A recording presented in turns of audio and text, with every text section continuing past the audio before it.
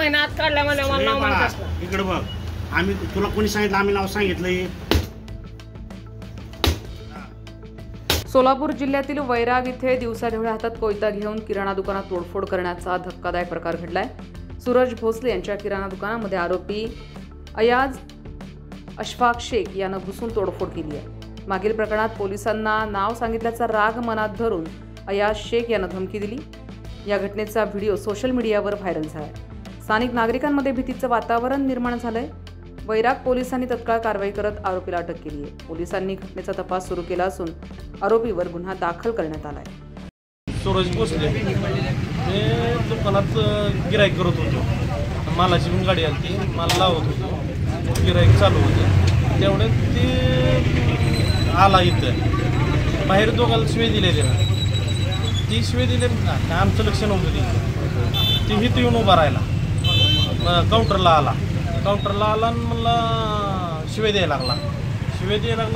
तुम्ही माझं नाव का घेतलं? मागच्या 3-7च्या भांडणात त्यांची इथं दुसरे बरोबर झालेली होती. त्यात माझं नाव का घेतलं तुम्ही? आम्ही त्याला म्हणून तुझी ओळख नाही काय नाही, तुझं नाव कशाला घेता? आम्ही तू माहीत बी नाही कुठला आहे, तुझं नाव कशाला घेता? मग नाव का घेतलं म्हणून त्यानं फ्रीजवर कोयत्यानं मारलं. कोण कोण होते? हा, एकटाच होता का? नाही, भाऊ आता मी होतो, वडील होते. आरोपी एकटाच होता का? आरोपी एकटाच होता. एक जण गाडीवर सोडून गेलं त्याला, कोण ते माहीत नाही कोण गेलं.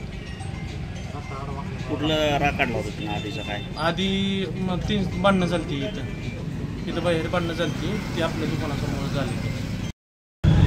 नमस्कार, मी पी.आय. कुंदन गावडे, वैराग पोलीस ठाणे प्रभारी अधिकारी.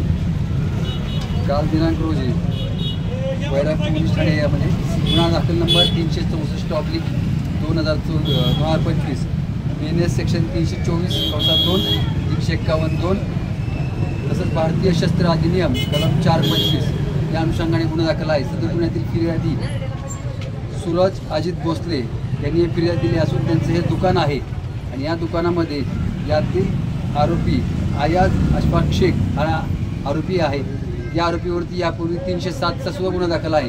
आणि सदर गुन्ह्यामध्ये त्या आरोपीचं नाव का घेतलं म्हणून त्या आरोपीने आज या ठिकाणी येऊन कोयता घेऊन या दुकानामध्ये तोडफोड करून धमकी देऊन फिर्यादीला तुला बघतोच वगैरे अशा प्रकारे दहशत माजवण्याचा प्रयत्न केलेला आहे.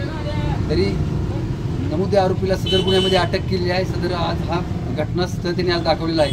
त्या अनुषंगाने हा स्पॉट व्हिजिट होती. तर या आपल्या माध्यमातून मी आणि काही लोकांना सांगू इच्छितो की वैरागमध्ये असं कृत्य कुठल्याही प्रकारचं खपून घेतलं जाणार नाही. अशी कुठल्याही प्रकारची कुणी दहशत माजवण्याचं काम जर करत असेल त्यावर तात्काळ गुन्हा दाखल करून कडक कायदेशीर कारवाई करण्यात येणार आहे. संविधान न्यूज, नाशिक.